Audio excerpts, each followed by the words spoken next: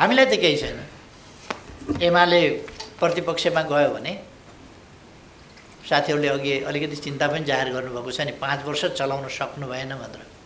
तपाईँ आफ्नै कारणले आज प्रतिपक्ष दलको नेता बन्नु भएको छ है, यो क्लियर हुनुपर्छ केपी शर्मा ओलीज्यू। किनभने तपाईँलाई जनताले 5 वर्षको म्यान्डेट दिएको हो केपी शर्मा ओली यो देशको प्रधानमन्त्री बन्नको लागि, र त्यो म्यान्डेटलाई तपाईँले व्यवस्थापन गर्न सक्नु भएन। संसार जगतले पनि हाम्रो भाषिक सम्पन्नतालाई अङ्ग्रेजीको नकल गरेर बिर्सिनुमा गर्व नमान्दा हुन्थ्यो कि भन्ने मेरो आग्रह हो। अनैतिक हो भनेर फेरि सम्पादकहरूलाई राखेर अगाडि पढाउँदा चाहिँ अलिकति मिलेन कि भन्ने मलाई लाग्छ। किन कोही झस्कियो, किन कुद्यो, किन राति राति एकीकरण गर्न 11-12 बजे एकीकरण गर्न किन पुग्यो, अब त्यो त बेग्लै कुरा हो।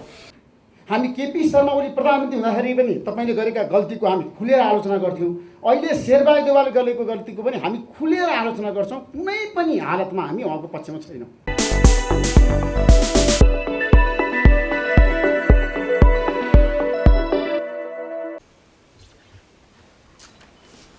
आज यस प्रकारको कार्यक्रम अलिक लामै समयपछि आयोजना भएको छ र मैले खास गरी यहाँहरूसँग यस ढङ्गले प्रत्यक्ष संवाद गर्ने मौका पाएको छु। म आयोजक साथीहरूलाई धन्यवाद भन्न चाहन्छु र सम्पादकज्यूहरूलाई पनि धन्यवाद भन्न चाहन्छु, स्वागत भन्न चाहन्छु। विषय, प्रसङ्ग, सन्दर्भ खेमलाल भट्टराईजीले राखिसक्नु भएको छ। हाम्रो पार्टीले महाधिवेशनलाई दुईटा महाधिवेशनको रूपमा, एउटा नेतृत्व चयनको महाधिवेशन, अर्को विधि र नीति निर्माणको महाधिवेशन, दुई रूपमा विभाजित गरेको छ। यो महाधिवेशन अहिले जो हामी 15, 16, 17 अश्विन 2078 गर्दैछौँ, यो पार्टीका नीतिहरूको निर्माण र पार्टी सञ्चालनका विधि अर्थात् विधान सम्बन्धी प्रश्नहरू, सङ्गठनात्मक प्रश्नहरूको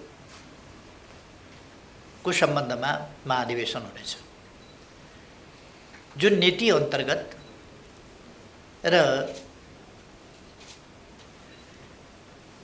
महाधिवेशनबाट, यस महाधिवेशनबाट पारित नीति अन्तर्गत र विधि अन्तर्गत हामी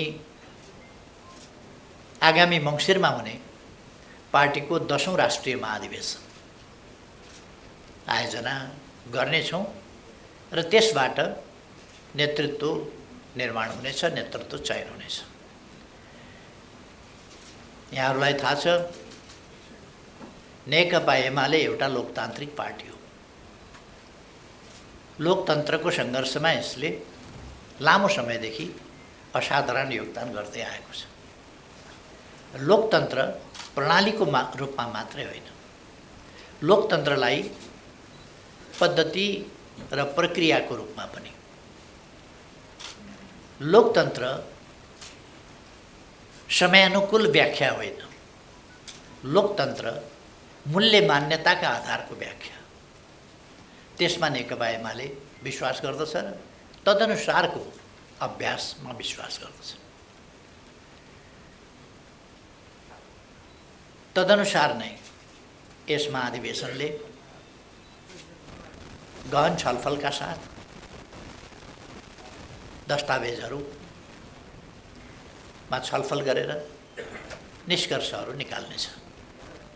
जुन निष्कर्षहरू अनुसार आगामी दिनका लागि हाम्रो पार्टी, हाम्रा सिद्धान्तहरू कस्ता हुने, हाम्रो गन्तव्य के, त्यस गन्तव्यमा पुग्ने बाटो के,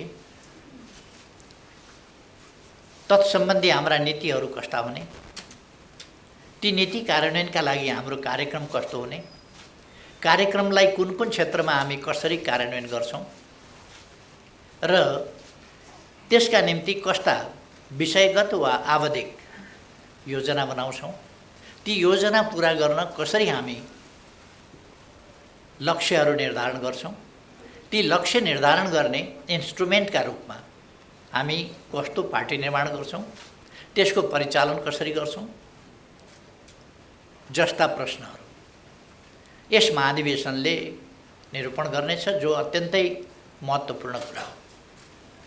यसभित्र राष्ट्रिय महत्त्वका नीतिहरू, राष्ट्रका निम्ति आवश्यक नीतिहरूमा छलफल हुनेछ, पारित हुनेछ। हाम्रो समाज आज कहाँनेरि छ, यसलाई यसका अहिलेका समस्या के हुन्, तिनको पहिचान र किटानी र ती समस्याको समाधान कसरी गर्ने, त्यसको स्पष्ट दिशानिर्देश यी चिजहरू यस महाधिवेशनले गर्नेछ। देशका समस्या, जनताका समस्या, राष्ट्रियता सम्बन्धी प्रश्न, राष्ट्रको सार्वभौम सत्ता, स्वाधीनता, स्वतन्त्रता, भौगोलिक अखण्डता र राष्ट्रिय हितहरूको रक्षा गर्ने, सम्वर्धन गर्ने प्रश्नमा, त्यसै गरेर लोकतन्त्रका विभिन्न पक्षहरू, लोकतन्त्रलाई एउटा प्रणालीको रूपमा मात्रै होइन, प्रक्रिया समेतको रूपमा कसरी लोकतन्त्रलाई हामी अझ संस्थागत गर्दै जान सक्छौँ, सुदृढ गर्दै जान सक्छौँ र प्रभावकारी ढङ्गले कार्यान्वयन गरेर त्यसलाई देश र जनताका हितमा केन्द्रित गर्ने र सामाजिक परिवर्तन रूपान्तरणको कामलाई अगाडि बढाउने काम गर्न सक्छौँ, ती कुराहरू हामी तय गर्नेछौँ। यी कुराहरू देशसँग सम्बन्धित छन्, जनतासँग सम्बन्धित छन्, जनताका समस्याहरूसँग सम्बन्धित छन्, ती समस्याहरूको समाधान गर्ने प्रश्नहरूसँग सम्बन्धित छन्। किनभने यो पार्टी यसो पार्टी खोलौँ न भनेर खोल्नका लागि खोलिएको पार्टी होइन। यो आफ्नो काँधमा राष्ट्रका अगाडि रहेका समस्या, ती समस्याको समाधान गर्ने प्रश्न र त्यसका अगाडि उभिएका चुनौतीहरूको सामना गर्ने प्रश्न, यी सबै कुरालाई ध्यानमा राखेर चुनौतीको सामना गर्दै अगाडि बढ्ने र देश र जनताका हितहरूलाई कमजोर हुन नदिने, ओझेलमा पर्न नदिने र पराजित हुन नदिने अभिभारा बोकेको हुनाले यस पार्टीले तदनुसार नै काम गर्छ। अहिले हामी सबैलाई थाहा छ नेकपा एमालेको भूमिका सत्ता पक्षबाट प्रतिपक्षमा गएको छ। सत्ता पक्षमा रहँदा सञ्चार माध्यमबाट, सम्पादक मित्रहरूबाट जुन महत्त्वपूर्ण सहयोग सरकारले पायो र प्रधानमन्त्रीको हैसियतमा मैले पाएँ, त्यसका लागि म यहाँहरूलाई धन्यवाद भन्न चाहन्छु। यहाँहरूले धेरै सजग गराउनुभयो, सचेत गराउनुभयो, सरकारले कहीँ गल्ती नगरोस्, खबरदारी गर्नुभयो। देशप्रति सरकार सजग रहोस्, जनताका हितहरूप्रति सरकार सजग रहोस्, ती अमूल्य सुझावहरू थिए। ती खबरदारीले हामीलाई गल्ती नगर्न प्रेरित गर्यो। खबरदारी गरेन भने सरकार अलिकति लापरवाह जस्तो पनि हुँदो रहेछ, जस्तो अहिलेको सरकार छ। अहिलेको सरकारप्रति अलिक खबरदारी पुगेन कि जस्तो पनि लाग्छ। संविधानको मतलब छैन, कानुनको मतलब छैन, सञ्चार माध्यम चुपै छ। त्यसकारण सरकारले अनुकूलता ठानेको छ, जसले गर्दा गल्ती गर्दै गएको छ। अहिले सञ्चार माध्यमले सरकारसँग किन सरकारलाई गुण नलगाएर दुश्मनी गरिराखेका जस्तो गरेको छ, मैले त्यो बुझेको छैन। संविधान बिचिँदा पनि चुपै लागेको जस्तो। अहिले म त्यतापट्टि जान चाहन्न, तर हामी राष्ट्रको एउटा गम्भीर मोडमा पुगेका छौँ। अलिक अगाडि हल्ला चल्यो, धेरै हल्ला चल्यो, मुलुक प्रतिगमनतर्फ गयो, संविधान च्यातियो, संविधान मेचियो, संविधान कुल्चियो, उदम हल्ला चल्यो। त्यसपछि अग्रगामी सरकार बनाउने खेल सुरु भएर पार्टी तोडफोड गर्ने आदि इत्यादि कुराहरू भए। राजनीतिमा त्यस्ता कुराहरू चल्छन्। कानुनसम्म ढङ्गले चल्नु एउटा कुरा थियो। निष्कासित गरेका मान्छे निष्कासित भएको सूचना नटास्ने, कानुनका जटिलता लुपहोल्स कमी कमजोरीहरूबाट फाइदा उठाउने, तिनीहरूलाई टेकेर राजनीतिक उद्देश्य गलत ढङ्गले प्रयोग गर्ने जस्ता कामहरू क्रियाकलापहरू पनि भए। चलिरहेको संसद मध्यरातमा बन्द गर्ने र भोलिपल्ट बिहान अध्यादेश जारी गर्ने जस्तो संविधानको मर्म विपरीत, भावना विपरीत सङ्घीय संसद नचलिरहेको अवस्थामा देशलाई तत्काल आवश्यक परेमा अध्यादेश जारी गर्ने हो। तर चलिरहेको संसद अचानक बन्द गरेर षड्यन्त्रपूर्ण ढङ्गले भोलि बिहानै तयारी प्रस्तावका साथ अध्यादेश ल्याएर अध्यादेश ल्याइसक्दा निर्वाचन आयोगले त्यसको कार्यान्वयनका लागि नियमावली पनि बनाइसकेको छ। पहिले नै रेडिमेड उता पनि नियमावली पनि फुत्त निस्किन्छ। निष्कासित मान्छेहरूलाई निष्कासित मानिँदैन। 40% सांसद र 40% केन्द्रीय सदस्यले यदि नयाँ पार्टी खोल्न या पार्टीबाट अलग हुन चाहे भने पार्टी परित्याग गरेको नमानिने नयाँ पार्टी खोल्न पाइने प्रबन्ध हो संविधानले दिएको। र सांसदहरूले बाध्यकारी स्थिति कुनै पार्टीमा बस्नै पर्ने, कुनै पार्टी छोड्नै नपाउने स्थिति हुनु हुँदैन। सांसदहरूको पार्टी छोड्ने संविधान सम्मत खालको अधिकार, यथोचित अधिकार। एकातिर पार्टीमा अनुशासन पनि होस्, पार्टी अनुशासित होस्, लोकतान्त्रिक विधि अन्तर्गत चलोस्। अर्कातिर बस्नै चाहँदैनन् सांसदहरू भने एउटा खास सङ्ख्या पुर्याएपछि उनीहरूले छोड्न पाउने अवस्था बनोस् भन्ने हाम्रो संविधानमा व्यवस्था छ। त्यसै कारण संविधानले 40% सांसदहरू र 40% केन्द्रीय सदस्यहरू भएमा अर्को दल खोल्न पाउने भन्ने व्यवस्था गरेको छ। तर दलहरूको के भयो भने प्रतिनिधि सभा सदस्य या सङ्घीय संसदका सदस्य त निर्धारित हुने भए, आवधिक निर्वाचन हुन्छ, त्यो निर्वाचनबाट निर्वाचित हुने भए। पार्टीको केन्द्रीय समिति एकीकरणका नाउँमा कुनै नेताले अप्ठ्यारो पर्यो आफूलाई भने एउटा एकीकरण गर्यो, एउटा कुनै पार्टी कसैलाई खोल्न लायो, त्यसका नाउँमा एकीकरण भनेर 400-500 मान्छे ल्याइदियो।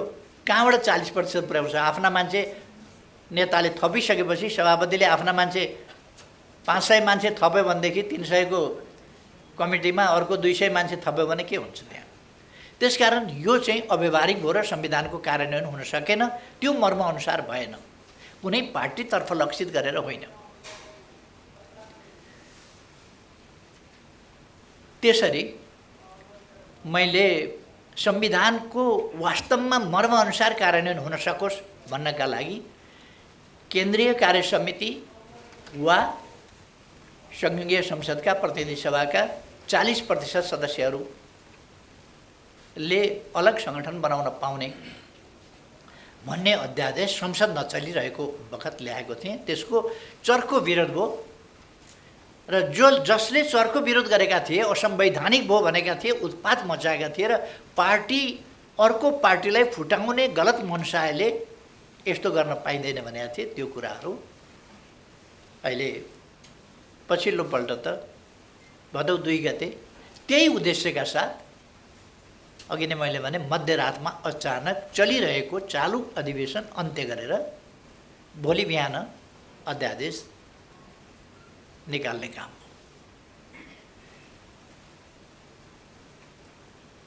यसको यो संविधान सम्मत भएन, यो चाहिँ गलत मनसायको भएन भनेर सम्पादक साथीहरूले लेख्नु नै भयो होला भन्ने लाग्छ मलाई। त्यसपछि हिजो एउटा सूचना टाँसियो। सङ्घीय संसद चालु छ, अधिवेशन चालु छ। अधिवेशन चालु भएकै बखत अधिवेशनमा प्रतिस्थापन विधेयकको रूपमा अब संसदलाई जानकारी गराइएको छ र अधिवेशन चालु रहेको बेला त्यहाँ अधिवेशनमा त्यो विधेयक छँदैछ। त्यसको टुङ्गो अधिवेशनबाट नगरेर सूचना जारी गर्न लगाइयो। सूचना जारी गरेर अध्यादेश फिर्ता लिएको भनेर कानुन निर्माण संशोधन र त्यसको खारेजी संसदले गर्छ। संसद नचलेका बेला देशका लागि जरुरी पर्यो भने अध्यादेश ल्याउन पाइन्छ। न पहिले जरुरी पर्यो न हिजो जरुरी पर्यो। जरुरी परेको भए त संसद चलेका बेला त संसदमै ल्याउन सकिन्थ्यो। चलिराखेको संसद बन्द गरेर ल्याइयो। देशलाई एकदम जरुरी एकदम आवश्यकता होइन, पार्टी फुटाउने गलत मनसाय दूषित मनसायका साथ ल्याइयो। हिजो असंवैधानिक गैरकानुनी संसद छलेर संसदको अवज्ञा अपमान गरेर सूचना मार्फत अध्यादेश फिर्ता बन्यो। कानुन निर्माणको कुरा, फिर्ताको कुरा यो संसदको बिजनेसको कुरा हो र प्रतिस्थापन त्यसलाई रद्द गर्नका लागि अर्को कानुन चाहिन्छ। त्यो यतिकै फिर्ता मात्रै हुँदैन। त्यसलाई यसभन्दा अगाडि पनि जुन अध्यादेश जारी गरियो त्यसलाई रद्द गर्नु पर्यो भने पहिलेकै ऐन कायम रहने गरी अर्को अध्यादेशको व्यवस्था गर्नुपर्छ। तर पहिलेको ऐन कायम गरिने गरी सूचना जारी हुन सक्दैन, भएको पनि छैन। अथवा अहिले कहाँ गयो त, अब कानुन कहाँ गयो भन्दा सूचनाबाट अध्यादेश होइन, सूचनाबाट अध्यादेश जारी गर्न पाइँदैन। सदन चालु छ, सदनको बैठक चालु छ, अधिवेशन चालु छ, सूचना जारी गर्न पाइँदैन, अध्यादेश जारी गर्न पाइँदैन, कानुन परिवर्तन गर्न पाइँदैन अध्यादेश मार्फत या कुनै मार्फत चालु भएका बेला। त्यसै कारण अस्ति 12 बजे राति अन्त्य गरिएको थियो। त्यही कानुन, त्यही सदन छल्ने प्रयोजनका लागि अहिले त्यस ढङ्गले ल्याइयो, जसको हाम्रो पार्टीलाई क्षति छ कि छैन, नाफा छ कि नोक्सान छ भन्ने हिसाबले, कुनै पार्टीलाई फाइदा छ कि छैन भन्ने हिसाबले होइन। संविधानको कार्यान्वयनको सन्दर्भमा, लोकतन्त्रका मूल्य मान्यताको सन्दर्भमा, कानुनको कार्यान्वयनको सम्बन्धमा, कानुन कार्यान्वयनका प्रक्रियाको सम्बन्धमा, संसदीय मर्यादाको सम्बन्धमा, बहुदलीय संसदीय परिपाटीको सम्बन्धमा ती सबै नर्म्सहरू भत्काएर स्वेच्छाचारिताको पनि हक, अब कुनै बार बन्देजै रहेन।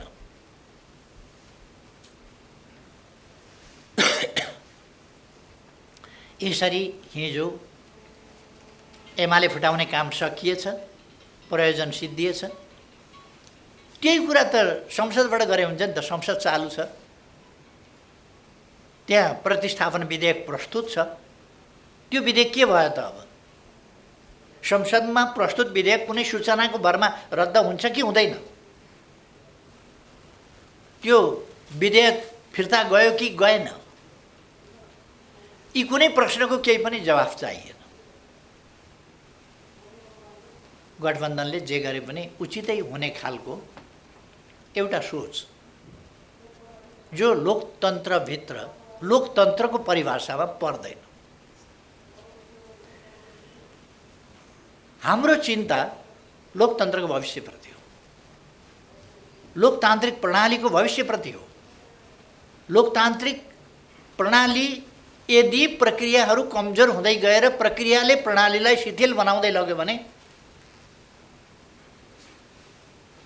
यदि प्रणाली कार्यान्वयन गर्ने प्रक्रिया भएन भने, संविधान कार्यान्वयन गर्न कानुन चाहिन्छ, कानुन कार्यान्वयन गर्न नियमावली चाहिन्छ। त्यसै गरेर प्रणाली आफै मात्रै चल्दैन। प्रणालीलाई सञ्चालन गर्नका लागि प्रक्रियागत पक्षहरू हुन्छन्, पद्धतिगत पक्षहरू हुन्छन्।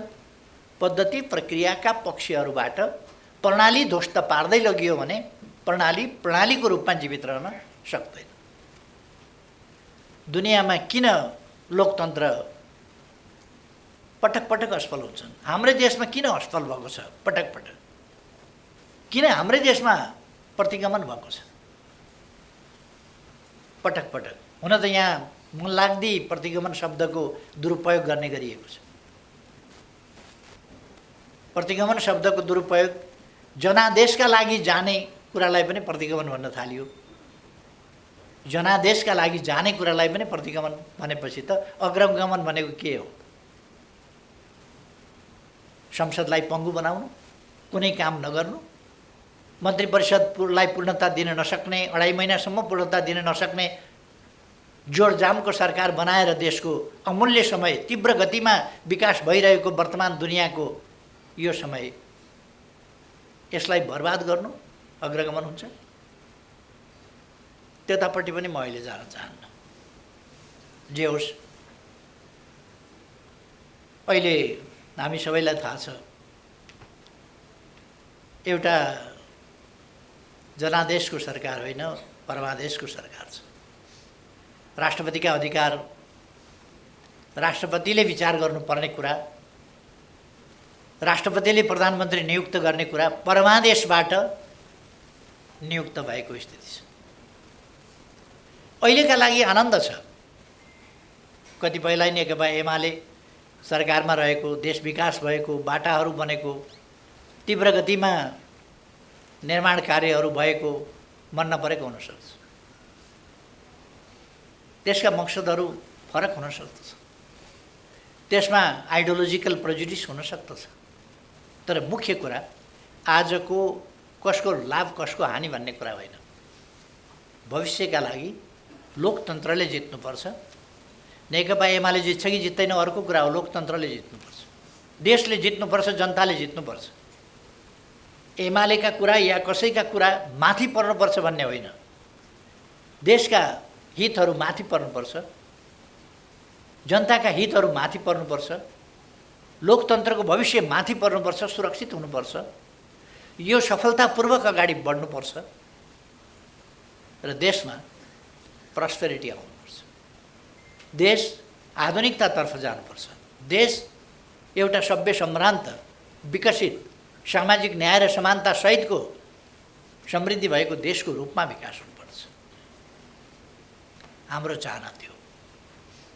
एकछिनका नाफा घाटाहरूका जोड घटाउमा नेकपा एमाले विचलित हुँदैन। नेकपा एमाले लोकतन्त्रको बृहत्तर प्रश्नमा केन्द्रित भएर विचार गर्छ र आवश्यकता पर्दा त्यसका निम्ति सङ्घर्ष गर्छ। नेकपा एमाले लोकतन्त्रका निम्ति सङ्घर्ष गरिआएको छ। यसको प्राप्तिका निम्ति सङ्घर्ष गर्यो, बलिदान गर्यो। यसको रक्षाका निम्ति पनि सङ्घर्ष र बलिदान गरेर आएको छ, फेरि पनि गर्छ। त्यसकारण यो क्षणिक लाभ हानिका हिसाब किताबमा होइन, आम रूपमा, दीर्घकालीन रूपमा लोकतन्त्रको भविष्य। लोकतन्त्रको भविष्यप्रति हामी किन चिन्तित हुने? लोकतान्त्रिक प्रणाली नै श्रेष्ठ प्रणाली हो। यस प्रणाली मार्फत, यसको सही कार्यान्वयनबाट नै हामी देशको विकास गर्न सक्छौँ भन्ने एमालेको विश्वास छ। त्यो विश्वासको कारणले हामी, त्यो यथार्थको कारणले, त्यो हाम्रो विश्वास निराधार होइन, त्यो यथार्थ विश्वास हो, त्यस कारणले हामी लोकतन्त्रको भविष्यप्रति चिन्ता गरेका हौँ। हामीले एउटा यस विषयमा म धेरै गइरहनु पर्ला जस्तो लाग्दैन। लोकतन्त्रमा सत्ता पक्ष प्रतिपक्ष भइरहन्छ। कहिले कसले जित्ला, कहिले कसले जित्ला, तर जित हार स्वस्थ हुनुपर्दछ। प्रतिस्पर्धा स्वस्थ हुनुपर्दछ। अस्वस्थ प्रतिस्पर्धा, लोकतन्त्रका नाममा प्रतिस्पर्धा छँदैछ भनेर अस्वस्थ प्रतिस्पर्धा लोकतान्त्रिक प्रक्रियाभित्र पर्दैन। त्यसकारण स्वस्थ प्रतिस्पर्धामा हामी विश्वास गर्छौँ। प्रतिस्पर्धा स्वस्थ हुनुपर्छ। संविधान सम्मत, कानुन सम्मत, लोकतान्त्रिक मूल्य मान्यता अनुरूप, शान्तिपूर्ण, स्वच्छ, पारदर्शी, त्यस्तो प्रतिस्पर्धामा हामी विश्वास गर्दछौँ। अब अहिले मैले अरू धेरै केही कुराहरू भन्ने भन्दा पनि नेकपा एमाले आफू सरकारमा हुँदा गरेका कामहरू म दृढ विश्वास गर्दछु कि हामीले अत्यन्तै पारदर्शिताका साथ र विथ भिजन विथ डिटर्मिनेसन हामीले काम गरेका छौँ र हामीले तदनुसारका उपलब्धिहरू पनि हासिल गरेका छौँ। त्यसर्थ हामी ढुक्क छौँ प्रतिस्पर्धाको सन्दर्भमा। अब मैले प्रारम्भ मात्रै गरेको हुँ, म अरू समय लिन चाहन्न साथीहरूसँग। हाम्रो भावनाको कुरा मैले भने र महाधिवेशनका केही पक्षहरू पनि, हाम्रो महाधिवेशनले के गर्छ भन्ने कुराहरू पनि मैले मोटामोटी बताएँ।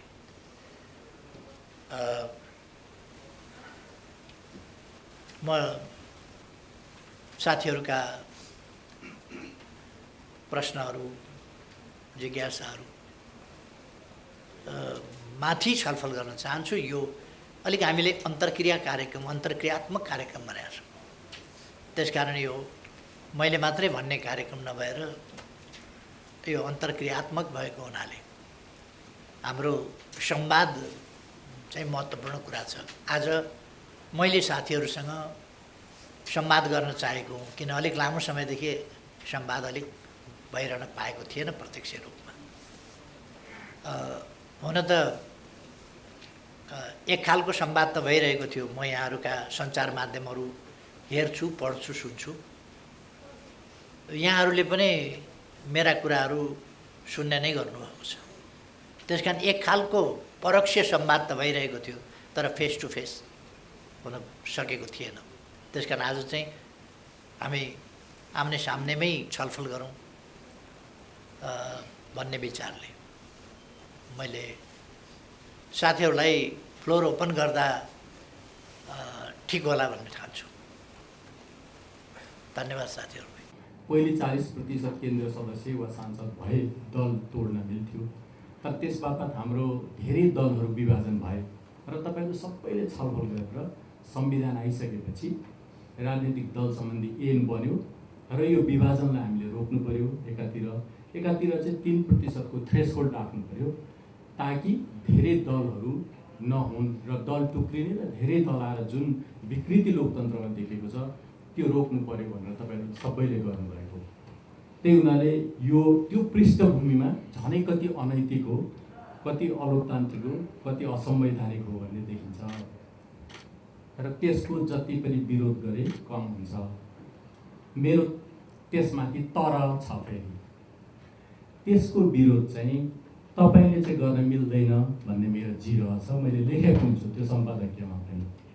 यो सबै राजनीतिक पृष्ठभूमिमा तपाईँले पनि अध्यादेश ल्याउनुभयो र 40% वा केन्द्रीय सदस्य वा सांसद छोडेर र त्यो अहिले तपाईँले भन्नुभयो कुनै दललाई टार्गेट गरेर थिएन भनेर। होइन, त्यो कुनै निश्चित दललाई टार्गेट गरेर थियो र त्यो घटनाक्रमले पुष्टि पनि गर्यो।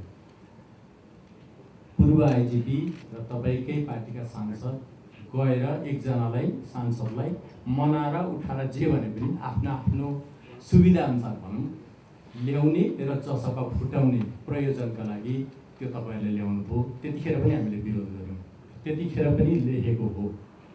तर त्यतिखेर तपाईँको पार्टीको नेताहरूबाट त्यसको बचाउ भयो, तपाईँले पनि बचाउ गर्नुभयो। प्रदीपजी अगाडि हुनुहुन्छ, मैले सार्वजनिक त भनेर लेखेको छैन, तर आज म भन्छु। उहाँलाई मैले भने यो त साह्रै भयो, अनि उहाँले पनि होइन यो बेठिक हो भन्ने एउटा कोडबाट हेर्दा त हो, तर यो त्यत्रो ठुलो अपराध त होइन होला। हाम्रो अध्यक्षज्यूको सोचाइ चाहिँ पार्टीमा मिलेर बस्न सक्ने अवस्था छैन भने जान दिनुपर्छ भनेर ल्याएको हो भनेर उहाँले भन्नुभयो। तपाईँका आफ्नै इन्टरभ्यूहरू आएका छन् र पछिल्लो पटक मलाई याद छ तपाईँले दिनुभएको इन्टरभ्यूमा माधवजीहरूलाई पार्टी फोड्न मन छ भने म अध्यादेश वा विधेयक ल्याइदिन्छु भनेर तपाईँले बोल्नुभएको फुटेजै छ। यो पृष्ठभूमिमा तपाईँले स्वयं चाहिँ यो असंवैधानिक, अलोकतान्त्रिक, अनैतिक हो भनेर फेरि सम्पादकहरूलाई राखेर अगाडि पढाउँदा चाहिँ अलिकति मिलेन कि भन्ने मलाई लाग्छ। हामीले चाहिँ भन्नै पर्छ यो असंवैधानिक, अलोकतान्त्रिक, अनैतिक नै हो।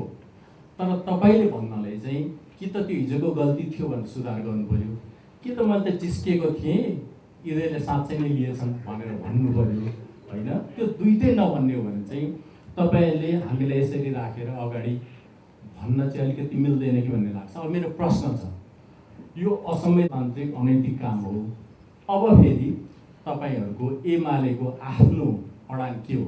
अब भविष्यमा यस्तो खालको काम हुन्छ कि हुन्न? फेरि अध्यादेश ल्याएर पार्टी फुटाउने र अब त कानुनमा जे छ त्यही नै अवस्था भयो। यो खारेज भएपछि होइन 40% सांसद 40% केन्द्रीय सदस्य चाहियो। तपाईँहरूले कुनै दिन त्यस्तो अध्यादेश ल्याउनुहुन्छ कि हुन्न? र अब भविष्यमा यो विगतको गल्तीबाट पाठ सिकेर ल्याउन मिल्छ कि ल्याउनु मिल्दैन? तपाईँले ल्याउने हो कि होइन? हस् धन्यवाद। फेरि पनि किन भन्दाखेरि उहाँले मन्त्रीपरिषद विस्तार गर्न नसक्नु र अध्यादेश ल्याएर शासन गर्नु भनेको असक्षम प्रधानमन्त्री हो भनेर हामीले भनिरहेको छौँ। धेरै मिडियाहरूमा समाचारहरू आएको छ। नेपालका सञ्चारकर्मीहरू तटस्थ छन्, निष्पक्ष छन् र व्यवसायिक पत्रकारिता गर्छन्। हामी केपी शर्मा ओली प्रधानमन्त्री हुँदाखेरि पनि तपाईँले गरेका गल्तीको हामी खुलेर आलोचना गर्थ्यौँ। अहिले शेरबहादुर देउवाले गरेको गल्तीको पनि हामी खुलेर आलोचना गर्छौँ। कुनै पनि हालतमा हामी उहाँको पक्षमा छैनौँ। उहाँले गर्ने गलत कामको नेपालको सञ्चारकर्मीले कुनै पनि हालतमा स्वीकार्दैन है। ढुक्क हुनुहोस् केपी शर्मा ओलीज्यू, मेरो आग्रह छ। किन भन्दाखेरि डेमोक्रेटिक सिस्टमको लागि तपाईँ जेल बसेको नेता, 14 वर्ष जेल बसेको नेता, तपाईँकै कार्यकालमा जनताले धेरै तपाईँले विकास र समृद्धिको कुरा गर्नुभयो, धेरै तपाईँले परियोजना र परिकल्पना गर्नुभएको थियो, बजेटमा पनि ल्याउनु भएको थियो। त्यो कार्यान्वयन गर्न तपाईँकै कारणले पाउनु भएन। तपाईँले 2 पटक लगातार प्रतिनिधि सभा विघटन नगरेको भए तपाईँ यो देशको अहिले प्रधानमन्त्री, फेरि पनि प्रधानमन्त्री। तपाईँ आफ्नै कारणले आज प्रतिपक्ष दलको नेता बन्नु भएको छ है।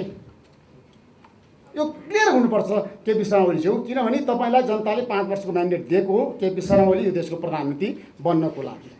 र त्यो म्यान्डेटलाई तपाईँले व्यवस्थापन गर्न सक्नु भएन। तपाईँ जस्तो एउटा कुशल व्यक्तित्व, देशलाई बुझेको जानेको, अन्तर्राष्ट्रिय क्षेत्रमा पनि एकदम नेपालको प्रधानमन्त्री भनेर त्यत्रो नाम कमाएको केपी शर्मा ओली, तर आफ्नो देशमा 5 वर्ष काम गर्न सक्नु भएन। संसद 2 पटक तपाईँले विघटन गर्नुभयो, त्यसको कारणले आज शेरबहादुर देउवा प्रधानमन्त्री बन्नुभएको छ।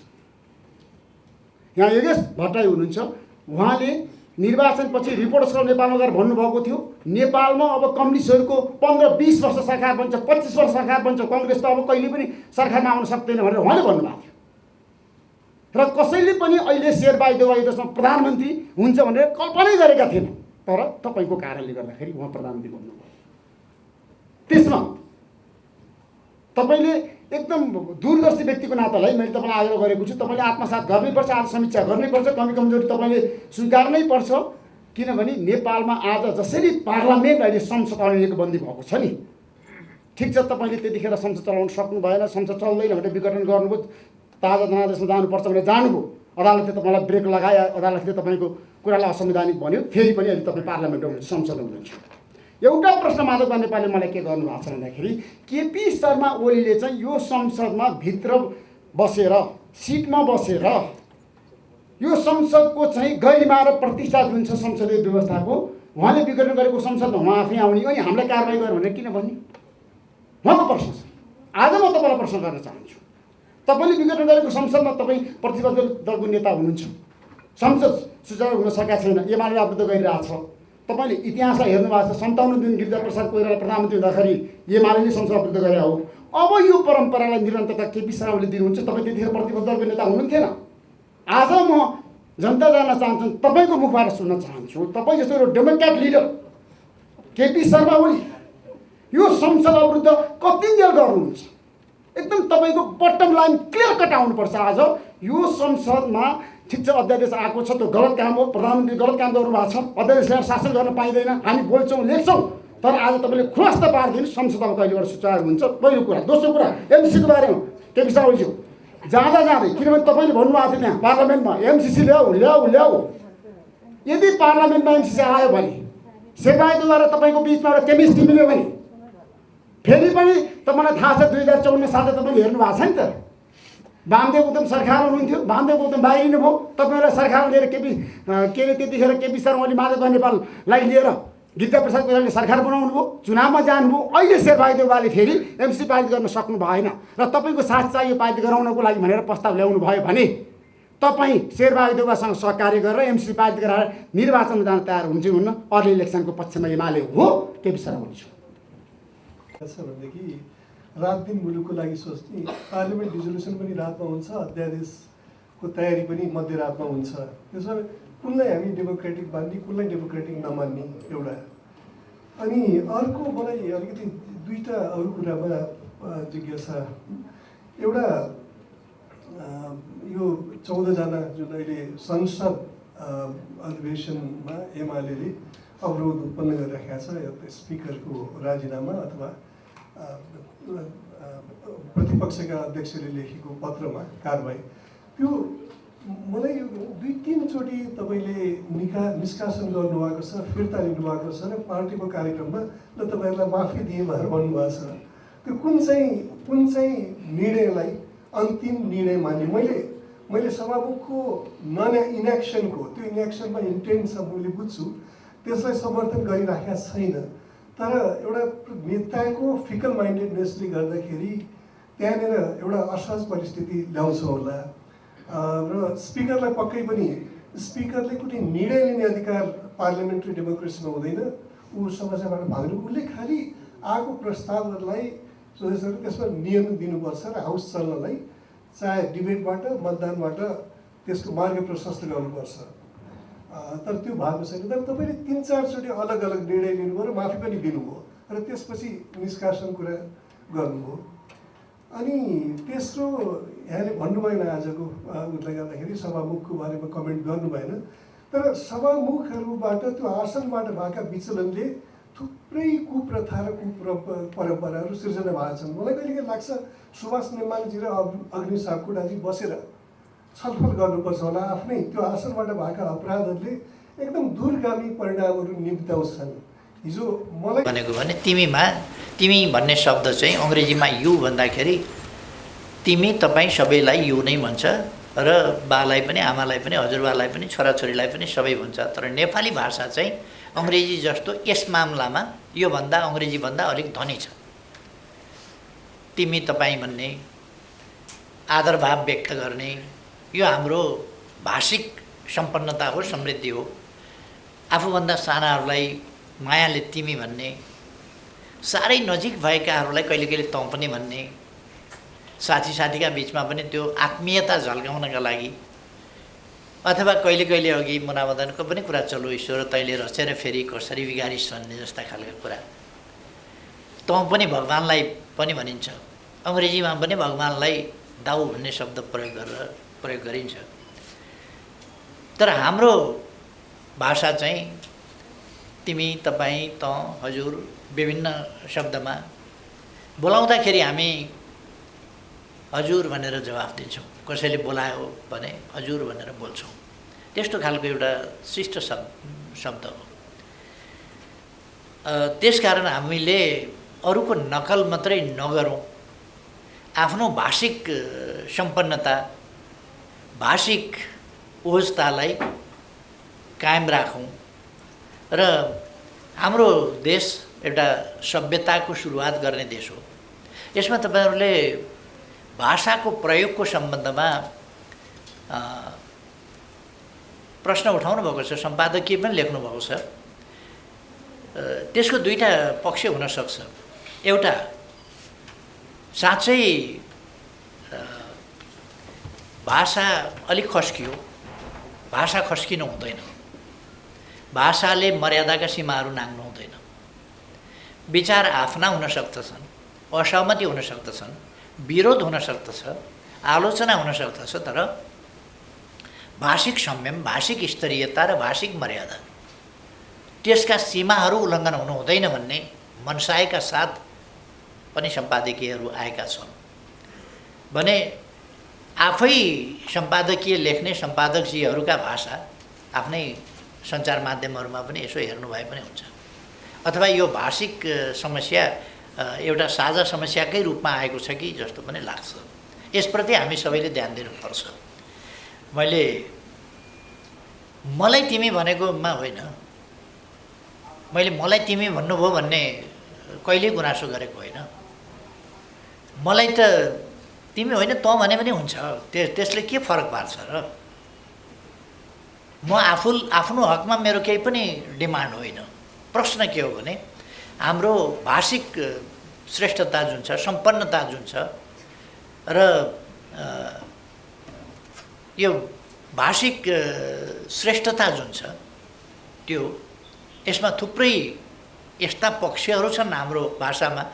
धेरै ठुलो जनसङ्ख्याले बोल्ने भाषा होइन यो, तर यसमा निपात शब्दहरू जस्ता, अनुकरणात्मक शब्दहरू जस्ता र आदरार्थी शब्दहरू जस्ता यस्ता थुप्रै कुराहरूले हाम्रो भाषालाई समृद्ध बनाएको छ।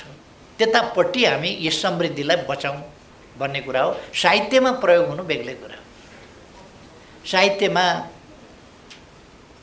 बाको बारेमा लेख्दा तिमी, आमाको बारेमा लेख्दा तिमी, हाम्री हजुरआमा यस्तै थिइन्, हाम्रा हजुरबा यस्ता थिए, हजुरबाले यसो भन्थे, हजुरआमा यसो भन्थिन्, त्यस्तो पनि लेखिन्छ। तर त्यो साहित्यमा हामी बोलीचाली हाम्रा व्यवहारहरूमा गरिन्छ भने त्यस्तै सञ्चार जगतले पनि हाम्रो भाषिक सम्पन्नतालाई अङ्ग्रेजीको नकल गरेर बिर्सिनुमा गर्व नमान्दा हुन्थ्यो कि भन्ने मेरो आग्रह हो।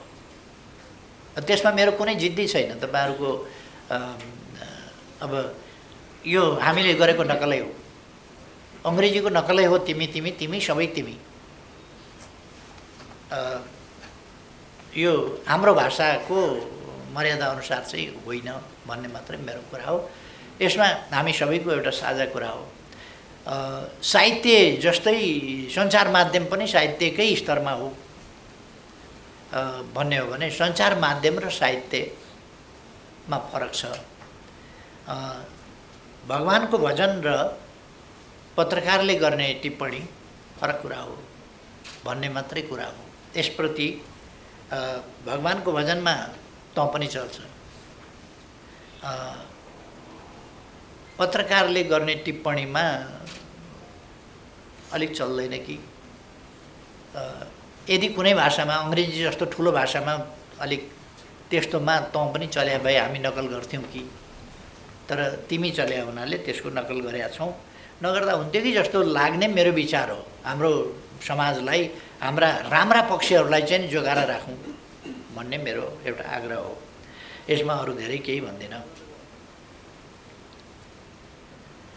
अदालतको फैसला मान्नु पनि पर्छ र बेठिक छ भने वा बेठिक लाग्दाखेरि पनि विरोध गर्न सकिन्छ। तपाईँहरूलाई थाहा छ, सत्यभन्दा ठुलो केही हुँदैन। सत्यभन्दा ठुलो अदालत पनि हुँदैन। अदालत लोकतन्त्रमा शक्ति तीर्थीकरणको सिद्धान्त अन्तर्गत स्वतन्त्र न्यायालय भनेर मानिन्छ र न्यायालयबाट त्यसअनुसारको मर्यादाको अपेक्षा गरिन्छ, त्यस भूमिकाको, त्यस धर्मको निर्वाहको अपेक्षा गरिन्छ। त्यस्तो भएन भने लोकतन्त्र अप्ठ्यारोमा पर्छ, लोकतन्त्रका मूल्य मान्यता अप्ठ्यारोमा पर्छन् र अदालतप्रति जनताको मनमा विश्वासको कमी भयो भने, अदालतप्रति मर्यादा भाव जनतामा कमजोर भयो भने शक्ति पृथकीकरणको सिद्धान्त र लोकतन्त्र कमजोर हुन्छ कि भन्ने चिन्ता हो। त्यसकारण अदालतप्रति यस्तो मर्यादाको अपेक्षा गरिन्छ जहाँ मान्छेलाई असहमतिका बावजुद स्वीकार्न मन होस्। असहमतिका बावजुद मुद्दा हार्ने र जित्नेका पक्ष हुन्छन्। हार्ने पक्षले साधारणतया अन्याय पर्यो भन्न सक्छ, तर वस्तुतः उसको मनले चाहिँ अन्याय पर्यो नभन्ने स्थिति पनि हुनसक्छ। मैले हारेको ठिकै छ भन्ने स्थिति पनि हुनसक्छ कानुन सम्मत हिसाबले। अब अदालत यो अदालतका फैसलाहरू नजिरका रूपमा रहन्छ। आज मैले के कमेन्ट गरेँ या कुन सम्पादकले के लेख्नुभयो अथवा कुन सञ्चार माध्यमले कसरी प्रसारित गर्यो, कुन रूपमा ग्रहण गर्यो भन्ने मात्रै होइन, त्यो इतिहासमा मूल्याङ्कनको विषय हुन्छ र दशकौँ अगाडि मात्रै होइन, सैकडौँ वर्ष अगाडि, सयौँ वर्ष अगाडि कुनै अदालतले गरेको फैसला आज नजिरको रूपमा सकारात्मक वा नकारात्मक दृष्टान्तको रूपमा त्यसलाई प्रस्तुत गरिन्छ। पाकिस्तानका थुप्रै फैसलाहरू त्यस रूपमा बडो चर्चामा आउने गर्छ। हुन त हाम्रो अदालतको फैसलामा पनि पाकिस्तानको नकारात्मक कुराहरूको चाहिँ चर्चा देखिन्छ। अहिले मेरो त्यो विषय होइन कि मैले त्यसको चिरफारमा जान खोजेको होइन। अदालतको फैसला न्यायसम्मत हुनुपर्दछ। न्याय भनेको संविधान र कानुन सम्मत हुनुपर्दछ। न्याय हुन्छ कि हुँदैन भन्ने होइन, न्याय चाहिँ तत्कालीन संविधान, कानुन, सामाजिक प्रबन्ध, समाजले स्वीकारेका मूल्य मान्यताहरूका आधारमा न्याय निरूपण गरिन्छ, संविधान कानुनका आधारमा। त्यसकारण त्यसलाई न्याय मान्नुपर्छ। त्यो अपेक्षा आम जनताले गरेका हुन्छन्, सबैले गरेका हुन्छन्। एकपल्ट एउटा फैसला, उस्तै प्रकृतिको फैसला अध्यादेशबाट राज्य सञ्चालन गर्न खोजियो, राज्य चलाउन खोजियो भन्ने हुन्छ। अर्कापल्ट त्यही कुरा केही पनि हुँदैन। त्यो यस्तो खालको कुरा हुँदाखेरि हामीलाई त केही छैन। एमाले प्रतिपक्षमा गयो भने साथीहरूले अघि अलिकति चिन्ता पनि जाहेर गर्नुभएको छ नि, 5 वर्ष चलाउन सक्नु भएन भनेर। म धन्यवाद भन्छु। 5 वर्ष चलाउनु पर्थ्यो केपी ओली नेतृत्वको सरकारले भन्ने त सबैलाई छ नि। दुःख मनाउ त गर्नुभएको छ नि त साथीहरूले। 5 वर्ष चल्नु पर्थ्यो, चलेन होला। मलाई अलिकति के भने तपाईँले ढङ्ग पुर्याउनु भएन, जगाउनु पर्दैन थियो त्यति राम्रो चलेको सरकार भन्ने आलोचना तपाईँहरूको छ नि त। जगाउनु पर्थ्यो त्यो सरकार, सबैको सहमति देखिन्छ। मेरो ढङ्ग पुगेन भन्ने आलोचना छ। म ढङ्ग पुगेनमा जान चाहन्न। मुख्य कुरा के हो भने त्यो सरकार चाहिँ चल्नु पर्थ्यो 5 वर्ष भन्ने कुरा चाहिँ मुख्य कुरा हो। मेरो ढङ्ग नपुगे आउनु सक्छ। अब अदालतको फैसलामा असहमत हुन सकिन्छ र आलोचना गर्न सकिन्छ, तर सम्मानित अदालतप्रति लोकतन्त्रमा फेरि पनि यस्तो सम्मान चाहिँ गरिन्छ जहाँ त्यो फैसला कार्यान्वयन चाहिँ गरिन्छ। फैसला मान्ने, फैसलाको कार्यान्वयन गर्ने र यसै कारणले चित्त बुझेन, यसै कारणले फैसला गलत छ भन्न पाउने, यो लोकतन्त्रको मूल्य मान्यता अन्तर्गतको पनि कुरा हो र त्यो न्यायसङ्गत कुरा पनि हो। आफ्नो कुरा पनि भन्न पाइने र अदालतको फैसलालाई मान्ने पनि। हामीले अदालतको फैसलालाई मानेका छौँ, मान्ने गरेका छौँ र लोकतन्त्रमा अदालतले कहिले कहिले गलत फैसला गर्छ। जस्तो परमादेशको फैसला गलत गर्यो। यो आजका लागि मात्रै भनेको होइन मैले। हिस्ट्री विल जज। भोलि इतिहासले मूल्याङ्कन गर्नेछ, यो संविधान सम्मत भएन।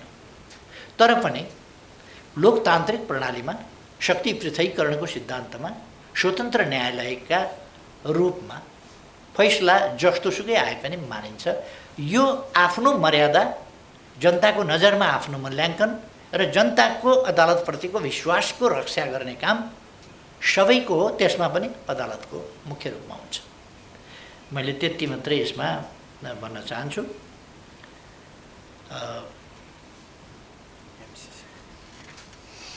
एमसिसीको कुरा उठाउनु भएको छ। मैले त एमसिसी जस्तो कुरा सडकमा यत्रो उठ्याएको छ। एमसिसी गर्ने पार्टीहरू नेपाली कङ्ग्रेस र माओवादी केन्द्र दुईटा सरकारमा छन्। गठबन्धनका मुख्य नायिके, एउटा प्रधानमन्त्री भएर अर्को किङ मेकर भन्छन् नि, त्यस्तो भएर त्यसरी बसेका पार्टीहरू छन्।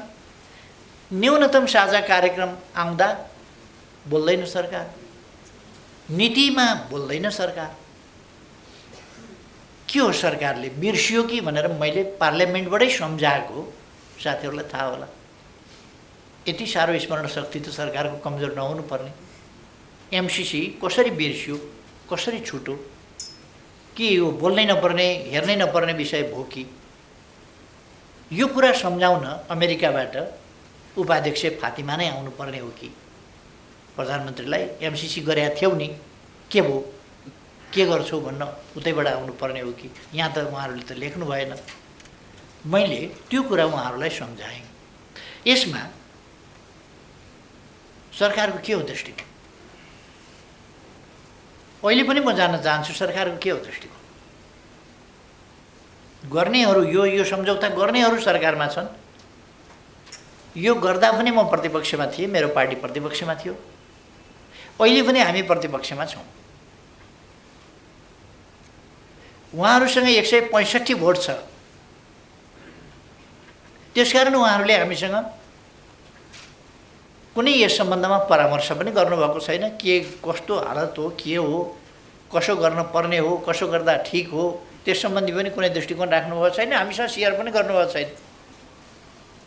जुन तपाईँले प्रश्न गर्नुभएको छैन भने मैले एन्सर गरिरहनु पर्ने कुरा हो र? जब सरकारले नै यस सम्बन्धमा कुनै रुचि नै राखेको छैन, चासै राखेको छैन भने यस सम्बन्धमा भनिरहनु पर्ने कुरा के भयो र? सरकारले भन्नु पर्यो यो के हो, के गर्नुपर्ने, त्यही कुरा मैले पार्लियामेन्टमा उठाएको। तपाईँहरूसँग 165 सिट छ त गठबन्धनको, त्यो 165 सिटको प्रयोग कसरी गर्नुहुन्छ, के हो यो भनेर सरकारको दृष्टिकोण के छ नै थाहा नपाइकन ताप्के भन्दा बिँड चाहिँ तात्ने भन्छ नि। हामी बिँड तातेर के हुन्छ? हामीसँग त अलिक थोरै भोट होला, 100 को आसपासमा सिट होला। 100 को आसपासमा सिट, 275 सिट भएको ठाउँमा 100 को आसपास सिटले उफ्रिएर के हुन्छ? 165 सत्तामा भएको, जिम्मेवारी लिएको, आफै गर्नेवालाले बोलेको छैन भने त्यस कारण उहाँहरू बोल्नु पर्यो, उहाँहरूले गर्नु पर्यो, के गर्ने हो। मैले त्यति भने हो। बिहारै सम्बन्धमा पनि त्यही हो। उहाँहरू के गर्दै हुनुहुन्छ?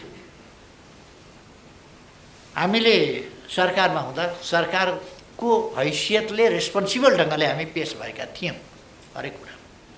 यहाँहरूलाई थाहा छ, मैले केही भनिरहनु पर्ला जस्तो लाग्दैन।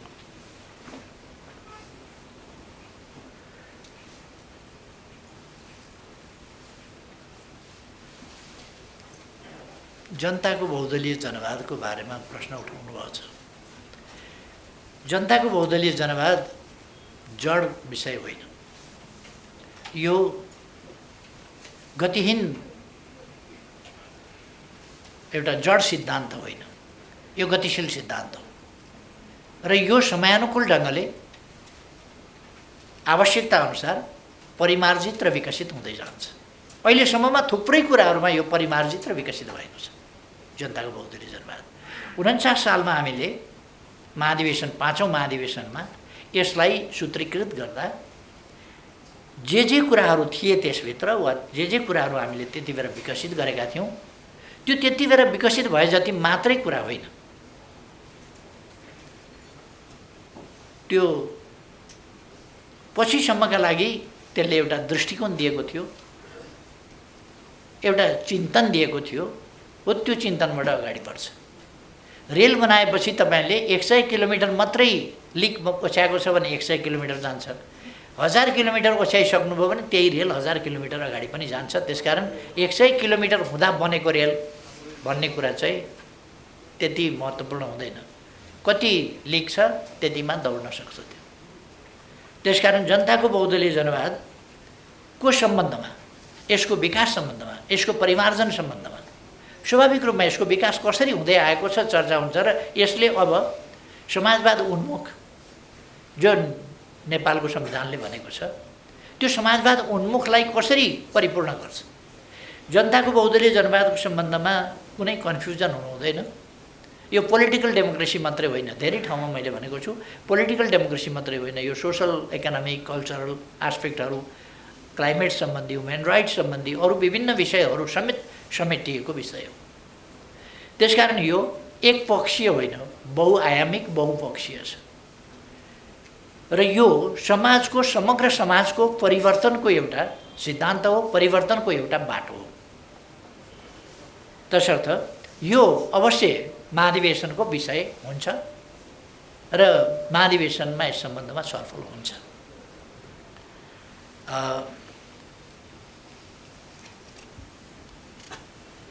अहिलेको व्यवस्था र बहुदलीय जनवादका बीचमा भिन्नता छ कि छैन भनेर। जनताको बहुदलीय जनवादका अंशहरू अहिलेको प्रणालीमा छन्। जनताको बहुदलीय जनवाद भनेको समृद्ध नेपाल सुखी नेपाली हो, त्यसको गन्तव्य भनेका छौँ, जो उपलब्धि भइसकेको छैन, जो हासिल भइसकेको छैन। त्यसकारण त्यो हासिल गर्न पर्छ। जनताको बहुदलीय जनवादमा पुग्न समृद्धि, न्याय र समानता सहितको समृद्धि समाजवाद हो, जहाँ मान्छेले सुख प्राप्त गर्न सक्छ। समृद्धि मात्रै होइन, पर क्यापिटा इन्कमबाट मात्रै होइन, अथवा जिडिपीबाट मात्रै हेरिने समृद्धि होइन, हरेक व्यक्तिको जीवनमा हेरिने समृद्धि हो। र हरेक व्यक्तिको अधिकारमा पहुँच, त्यसै गरेर सम्पूर्ण हक अधिकारको अवस्था, सामाजिक न्याय समानताको प्राप्ति, भयरहित जीवन बाँच्न पाउने अधिकार र सम्मानित जीवन बाँच्न पाउने अधिकार लगायतका जैविक र मानवीय आवश्यकताहरूको न्यायोचित परिपूर्ति भएको समाज नै जनताको बहुदलीय जनवाद हो, त्यसको विकसित रूप हो। र त्यहाँ पुग्ने गन्तव्य यसले भन्दछ, जसलाई हामीले परिपूर्ण लोकतन्त्र भनेका छौँ, कम्प्रेहेन्सिभ डेमोक्रेसी। त्यसकारण यो कम्प्रेहेन्सिभ डेमोक्रेसी हो। मलाई एकपल्ट एकजना नेताले सोध्नुभयो, डेमोक्रेसी भनिसकेपछि फेरि कम्प्रेहेन्सिभ किन भन्नु पर्यो, पूर्ण परिपूर्ण किन भन्नु पर्यो, डेमोक्रेसी भनेपछि पूर्ण भइगयो नि भनेर। त्यसका निम्ति अहिले भर्खरै साथीहरूले प्रसारण पनि गर्नुभएको छ। बिपी कोइरालाले 2035 साल माघ 27 गते बिबिसीलाई दिनुभएको अप्रकाशित अन्तर्वार्ता अहिले उहाँकै आवाजमा प्रकाशित भएको छ, यहाँहरूले नै गर्नुभएको छ प्रकाशित। त्यो इन्टरभ्यू हेर्नुभयो भने थुप्रै प्रश्नहरू, जातीय प्रश्नहरू, डेमोक्रेसीको प्रश्न, राष्ट्रिय एकताको प्रश्न आदि प्रश्नहरूको जवाफ त्यहाँ पाइन्छ। र किन परिपूर्ण लोकतन्त्र भनेको रहेछ भन्ने कुराको जवाफ त्यो मलाई सोध्ने साथीहरूले पनि, जो नेताले सोध्नुभएको थियो उहाँले पनि आफ्नै गुरु बिपी कोइरालाजीको त्यो इन्टरभ्यू हेरेर त्यसबाट बुझ्नुभयो हुन्छ। मैले उहाँलाई धेरै राम्ररी बताउन पनि भ्याएको थिइनँ, त्यही इन्टरभ्यू हेरे पनि हुन्छ भन्ने मलाई लाग्छ। किन बिपी कोइरालाले पूर्ण लोकतन्त्र भन्नुभयो, किन उहाँले लोकतन्त्र मात्रै भनेर नपुगेर पूर्ण लोकतन्त्र के अर्थमा भन्नुभयो भन्ने कुरा।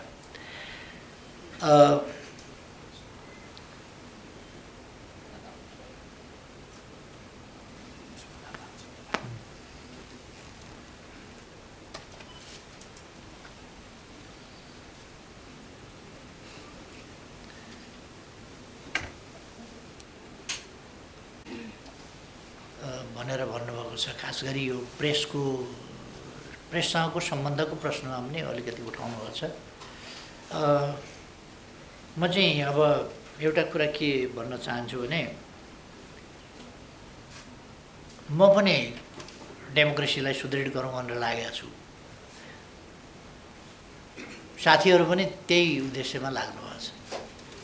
त्यसकारण अब यो खटपट छ भने बन्द गरौँ, खटपट अन्त गरौँ, एकदम मैत्रीपूर्ण ढङ्गले डेमोक्रेसीलाई स्ट्रेन्थेन गर्न लाग्नु। मेरो तर्फबाट गरिएको खटपट पनि खटपट अर्गेलै हो। अब साथीहरूको तर्फबाट गरेको खटपट पनि पक्कै राम्रो कुरा त हुँदैन होला, अथवा यसलाई चाहिँ नै अन्त्य गरौँ न, जसले गरे भए पनि अब त्यसलाई छोडेर अगाडि बढौँ भन्ने मेरो चाहिँ आग्रह छ।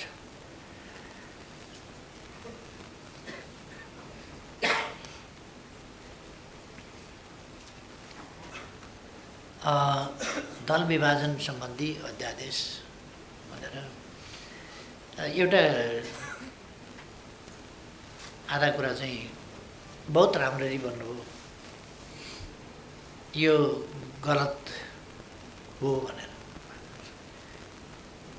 तर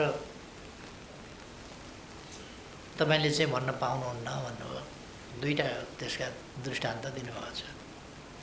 तर म फेरि भन्छु, दल त्याग गर्न पाउने सांसदहरूको वा केन्द्रीय सदस्यहरूको हकको कुरा र त्यस हकलाई रोक्न अपनाइने अवाञ्छित, असंवैधानिक र संविधानको मर्म कानुन विपरीतका प्रयासहरू एक ठाउँ मिल्दैन।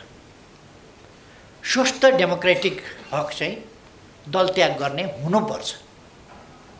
सांसदमा होस्, कोही मान्छे कुनै पार्टीमा लाग्यो भने त्यो पार्टी उसले मन नपराउँदाखेरि छोड्न पाउनुपर्छ।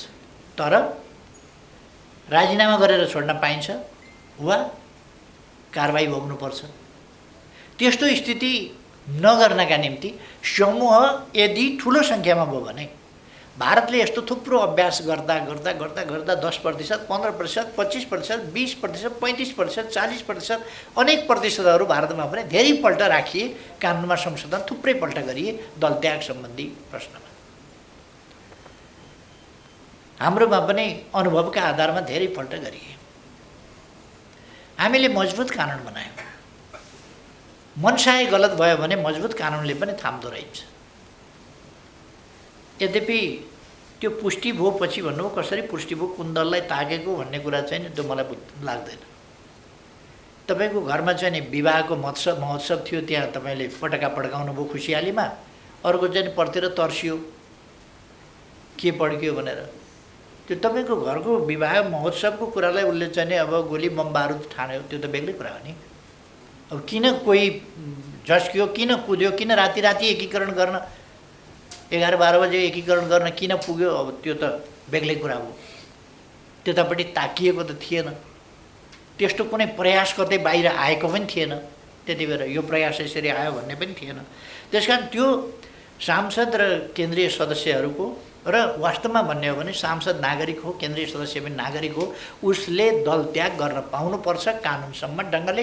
कानुन यस्तो जटिल बनाउनु हुँदैन कि मैले अघि नै भने हिँड्दा हिँड्दै सांसद त एउटा निर्धारित सङ्ख्या हुन्छ, तर हिँड्दा हिँड्दै केन्द्रीय सदस्यको सङ्ख्या यति विशाल बनाइदिने कि त्यहाँ यदि मलाई चाहियो भने मैले के गर्ने भयो भने एउटा सानो पार्टीको नाममा आफ्ना मान्छे चाहिँ 300 पार्टीभित्र हुल्दिएपछि त अब म सेफ साइडमा 40% पुग्दैन कहाँबाट फुटाउन पाउँछ। अध्यक्षजीले 600 थप्नु भएको थियो नि त संविधान संसद विघटन भएको भोलिपल्ट पार्लियामेन्टमा, त्यही सम्झिनु भयो होला। त्यो ठिक गर्नु त्यही सम्झिनु भयो होला, थप्या थियो। जब प्रश्न के हो भने नि तपाईँले तरबार हान्नुभयो भने मैले ढाल त तेर्स्याउने भएँ नि। राजनीतिमा स्वाभाविक कुरा हो, यहाँ कसैको अधिकार खोसिएको छैन, कसैको अधिकार नखोसिकन आफ्नो अधिकारको प्रयोग गर्न पाइन्छ। त्यसकारण कि अध्यादेश गलतै, अध्यादेश संवैधानिक कुरै होइन जस्तो, त्यस्तो होइन। अध्यादेश संवैधानिक कुरा हो, तर समुचित प्रयोग गर्नुपर्छ। संसदको अधिवेशन चालु नरहेका बखत देशलाई तत्काल जरुरी परेमा भन्ने कुरालाई ध्यान दिनुपर्छ। कुरा त्यति हो।